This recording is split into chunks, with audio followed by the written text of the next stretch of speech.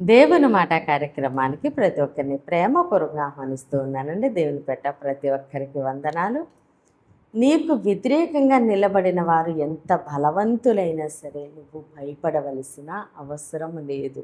ఎందుకంటే నీ పక్షముగా ఉన్నది సర్వశక్తిగల దేవుడు.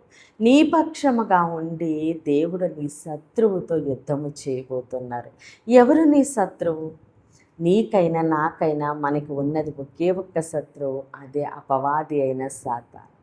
కాబట్టి ఆ సాతాను ఎవరిని వాడుకొని, ఏ విషయంలో వాడుకొని, ఏది ఆటంకపరిచినా, మన పరిస్థితులు ఎంత వ్యతిరేకంగా అయిపోయినా, ఏ సమస్య అయినప్పటికీ మనము దాన్ని మన దేవుని చేతులకు అప్పగించినప్పుడు దేవుడే యుద్ధము చేసి మనకి విజయాన్ని అనుగ్రహించబోతున్నారు.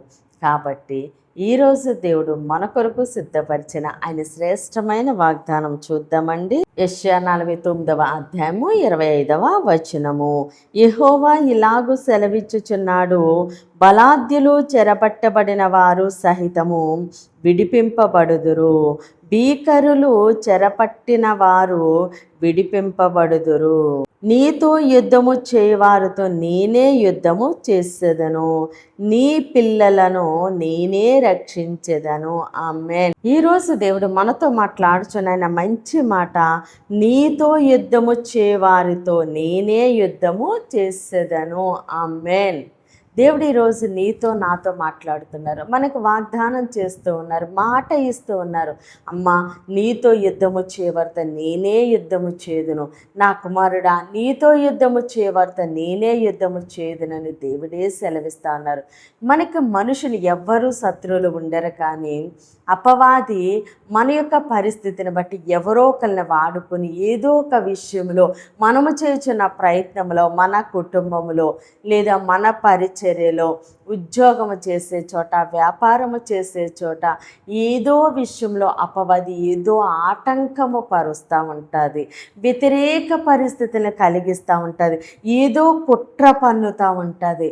అయితే మన యొక్క సమస్యని మనము దేవునికి అప్పగించినప్పుడు, అయ్యా ఇదిగో ఈ సమస్యతో నేను యుద్ధము చేయలేను, ఈ పరిస్థితులతో నేను యుద్ధము చేయలేనయ్యా, నా వల్ల కాదు అని మనము దేవుని చేతులకు అప్పగించినప్పుడు దేవుడు మన పక్షముగా ఉండి, సర్వశక్తి గల దేవుడు మన ప్రతి వ్యతిరేక పరిస్థితితో, ప్రతి సమస్యతో, అపవాది ఆటంకపరుస్తున్న ప్రతి ఆటంకముతో మన దేవుడు యుద్ధము చేసి మనకి విజయమును అనుగ్రహించబోతూ ఉన్నారు. కాబట్టి దేవుడు అన్నారు, నీతో యుద్ధము చేయవారితో నేనే యుద్ధము చేసేదను. అది ఎంత పెద్ద సమస్య అయినా, ఎంత బలమైన సమస్య అయినప్పటికీ, అక్కడ ఉన్న వ్యక్తులు ఎంత బలవంతులైనప్పటికీ కూడా మన యొక్క సమస్యను దేవునికి అప్పగించినప్పుడు దేవుడే ప్రతి సమస్య నుంచి విడుదలిచ్చి మనము ఏ సమస్యలతో యుద్ధము చేయాలో మన దేవుడు మన పక్షముగా ఉండి యుద్ధము చేసి మనకి విజయమును అనుగ్రహిస్తూ ఉండగా సమస్త ఘనత, మహిమ, ప్రభావాలు మనము దేవునికే చెల్లిందామండి. కొద్ది మాటలో దేవుడు మన వెనుకల్లో దీవించి ఆశీర్వదించునుగాక. ఆమేన్. ప్రేర్ చేసుకుందామండి. అందరూ కనులు మూసుకుని ప్రేర్లు ఏకీభవించు.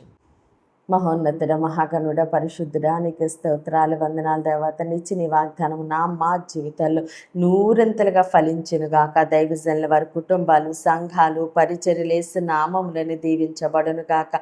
యెరూషలేముకి యేసు నామములని క్షేమము కలుగునుగాక. దేవుని మాట పరిచర్యలో పాలుభాగస్తులే భారం కలిగి ప్రార్థన చేయుచున్న ప్రతి ఒక్కరిని దేవుడు దీవించి ఆశీర్వదించునుగాక.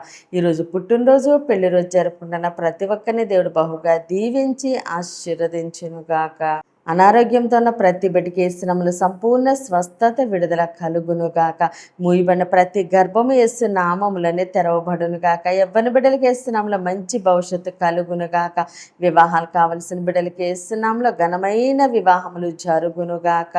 అయ్యా, ప్రతి బిడ్డని నీ చేతులకు అప్పగిస్తూ చిన్న ప్రార్థన పాదసని చేర్చుకోమని యేసుక్రీస్తు అతి పరిశుద్ధ నామమున బ్రతిమాలి వేడుకున్న మా తండ్రి. ఆమేన్. ఆమేన్.